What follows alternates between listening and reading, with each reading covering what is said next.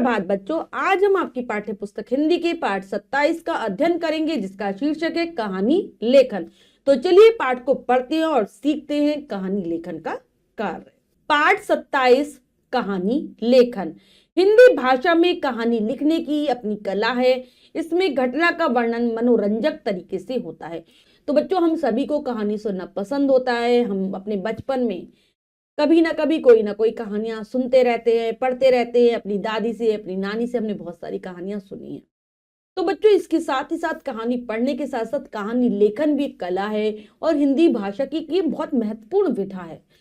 इसमें क्या होता है, किसी भी घटना का, किसी भी मतलब कोई भी ऐसा दृश्य हमने देखा हो, कोई घटना हमारे साथ घटी हो, या फिर हम काल्पनिक तरीके से भी कहानी लेखन का कार्य कर सकते हैं। कल्पना के आधार पर भी कहानियां लिख सकते हैं। तो कहानी की क्या विशेषताएं होती है, ये जानते हैं। कहानी की विशेषताएं: कहानी के संवाद छोटे तथा प्रभावशाली होने चाहिए। जब भी हम कहानी लेखन का कार्य करें तो उसमें जो संवाद होते हैं, जो डायलॉग होते हैं ना, जो पात्र बोलते हैं, वो बहुत छोटे छोटे हों और प्रभाव डालने वाले हों। कहानी का शीर्षक छोटा व भावपूर्ण होना चाहिए। कहानी का शीर्षक ऐसा हो जिसको पढ़ते ही ऐसा लगे कि हम तुरंत कहानी पढ़ लें। ठीक है। कहानी का शुभारंभ प्रभावशाली तरीके से होना चाहिए। जब भी हम कहानी को शुरू करें, उसका जो शुरुआत है बहुत अच्छी हो कि हमें पढ़कर लगे कि हम पूरी कहानी जल्दी जल्दी पढ़ लें। कहानी का अंत स्वाभाविक व अर्थपूर्ण होना चाहिए। कहानी का अंत भी ऐसा हो कि एकदम लगे कि ऐसा ना लगे कि दिखावटी बनावटी बनू, एकदम स्वाभाविक लगे, वो अर्थ देने वाला हो कोई। कहानी का विस्तार आवश्यकता अनुसार व पदानुसार होना चाहिए। कहानी को हम उतना ही लंबा करेंगे जितनी विषय की आवश्यकता है। कहानी की भाषा सरल व आम बोलचाल की होनी चाहिए। मतलब भाषा सरल हो और ऐसी हो कि जो आराम से सभी लोगों को समझ में आ सके। यथा स्थान विराम चिन्हों का प्रयोग करना चाहिए। विराम चिन्हों का भी हम ध्यान रखेंगे कहानी को लिखते समय। अगर हम विराम चिन्ह सही स्थान पर नहीं लगाएंगे तो अर्थ का अनर्थ हो सकता है बच्चों। अब है संकेतों की सहायता से कहानी लिखना। तो बच्चों, हम कुछ संकेत दिए गए रहते हैं, कुछ वाक्य दिए रहते हैं जो कि अधूरे से होते हैं। तो उनके अनुसार, उन संकेतों के अनुसार किस प्रकार से कहानी लेखन किया जाता है, सीखते हैं। नीचे कहानी के कुछ संकेत दिए जा रहे हैं और उनसे बनने वाली कहानी भी दी जा रही है।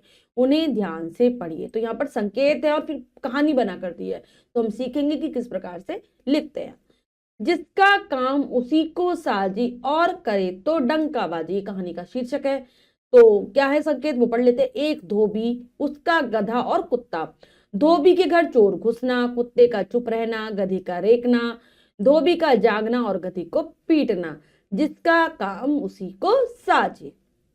ठीक है बच्चों, ये थे संकेत। अब देखते हैं कहानी कैसे लिखते हैं।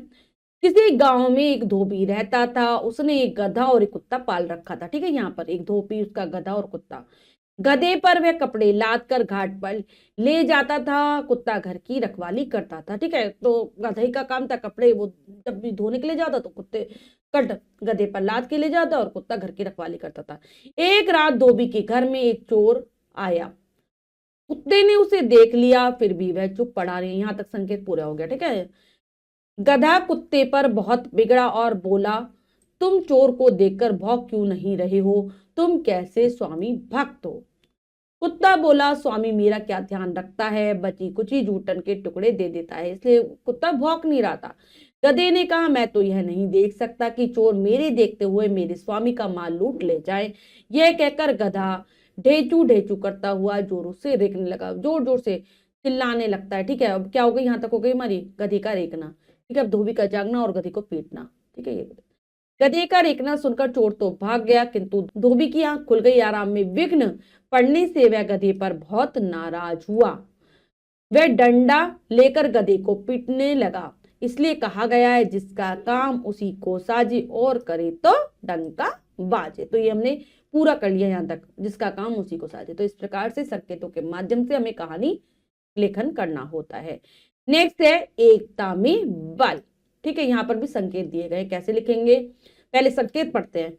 गांव में बूढ़ा किसान, 3 लड़कों का आपस में लड़ना, बात नहीं समझना, पुत्र को बुलाना, लकड़ी का गट्ठर तोड़ने के लिए कहना, न तोड़ पाना, एकता का फायदा बताना, समझाना। ठीक है, ये है हमारे संकेत। अब कहानी लेखन। किसी गांव में एक बूढ़ा किसान रहता था। उसके 3 पुत्र थे। वे सदा आपस में लड़ते झगड़ते रहते थे। किसान उन्हें बराबर समझाता, किंतु वे उसकी बात ने मानते थे। ठीक है, ये बात ना समझ नहीं आता। एक दिन किसान ने तीनों पुत्रों को अपने पास बुलाया, उन्हें लकड़ियों का एक गट्ठर देकर तोड़ने को कहा। पुत्रों ने जोर लगाया पर गट्ठर ने टूटा। यहां तक न तोड़ पाना तक हो गया। तब किसान ने लकड़ियों के गट्ठर को खोलकर उन्हें एक एक लकड़ी देते हुए उसे तोड़ने को कहा। लड़कों ने उन्हें बड़ी आसानी से तोड़ डाला। तब बूढ़े पिता ने अपने पुत्रों को समझाते हुए कहा, तुमने देखा कि लकड़ियों के गट्ठर को तोड़ना कितना कठिन है। इसी तरह अगर तुम मेल से रहोगे तो कोई भी तुम्हें हानि न पहुंचा सकेगा। यदि तुम अलग हो जाओगे तो तुम्हारी शक्ति कम हो जाएगी, तुम्हारे शत्रु तुम्हें उसी तरह नष्ट कर देंगे जैसे तुमने अलग अलग लकड़ियों को तोड़ डाला। लड़कों पर इसका काफी प्रभाव पड़ा तथा वे मिलजुल कर रहने लगे। तो ये इस प्रकार से संकेतों के माध्यम से कहानी पूरी की गई है। अब बच्चों में क्या करना है, अभ्यास कार्य करना है। आओ अभ्यास करें में से पढ़ते हैं संकेत। नीचे लिखे संकेतों के आधार पर कहानियां लिखी है। तो यहाँ पर 2 कहानी के संकेत दिए गए हैं, इनके आधार पर आपको कहानी लेखन का कार्य करना है। कार्य आपको स्वयं करना है अपनी अभ्यास पुस्तिका में। ठीक है, आप ध्यान से इन संकेतों को पढ़ेंगे और कहानी लिखन का कार्य करेंगे। एक बार मैं एक कहानी का संकेत पढ़ देती हूँ। एक आश्रम में एक ऋषि कौवे का एक चूहे को चोंच में लेकर उड़ना, चूहे का गिरना, ऋषि द्वारा पालना, चूहे का बिल्ली से डरना, ऋषि द्वारा आशीर्वाद से बिलाव बनाना, बिलाव का कुत्ते से डरना, कुत्ता बनाना, कुत्ते का शेर से डरना, शेर द्वारा ऋषि को खाने का प्रयास, ऋषि द्वारा उसे शाप देकर चूहा बनाना। तो ये संकेत है, इनके माध्यम से कहानी लिखनी है। तो कैसे लिख सकते हो आप, एक बार मैं बता देती हूँ। एक आश्रम में एक ऋषि रहते थे। एक बार वो देखते हैं कि एक कुआ क्या कर रहा है, अपनी चोंच में एक चूहे को लेकर उड़ रहा है। तो क्या होता है, उसकी चोंच से चूहा गिरकर नीचे आश्रम में ऋषि के पास गिर जाता है। ऋषि उसे पालने लगते हैं, उस चूहे को पालने लगते हैं अपने आश्रम में ही। तो जब भी आश्रम में बिल्ली आती थी, चूहा उस बिल्ली से डर जाता था। तो ऋषि उसे आशीर्वाद देते हैं और उस चूहे को एक बिलाव बना देते हैं। ठीक है, अब बिलाव आराम से आश्रम में घूमा करता था, लेकिन एक बार आश्रम में कुत्ता आ जाता है जिससे बिलाव बहुत ज्यादा डर जाता है। तो ऋषि को इस बात से बहुत दुख होता है और वह उसे कुत्ता बना देते हैं।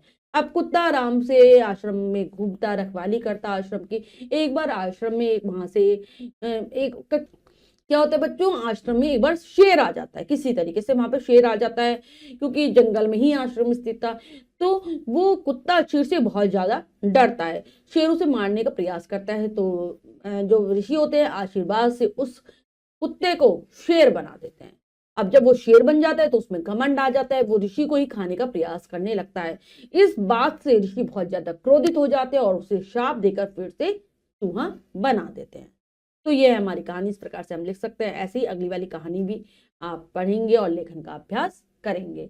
ठीक है, और बच्चों ये ध्यान रखेंगे, अभ्यास कार्य अभ्यास पुस्तिका में करेंगे और सुंदर अक्षरों में करेंगे। बच्चों आज हमने पाठ के माध्यम से सीखा कि किस प्रकार से कहानी लेखन का कार्य किया जाता है। आशा करती हूँ ये पाठ आपको बहुत अच्छे से समझ आ गया होगा। पाठ को फिर से पढ़ेंगे, कहानी लेखन का बार बार प्रयास करेंगे, अभ्यास करेंगे, तो आप कहानी लेखन में प्रवीण हो जाएंगे।